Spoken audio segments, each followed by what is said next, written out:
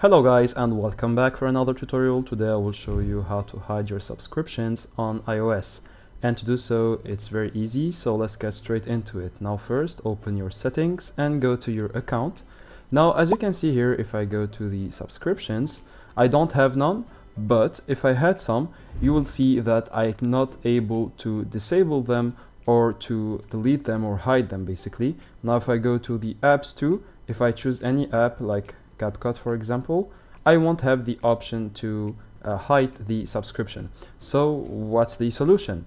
I can suggest you another solution, which is to let time pass and eventually the subscription will end and it will be deleted.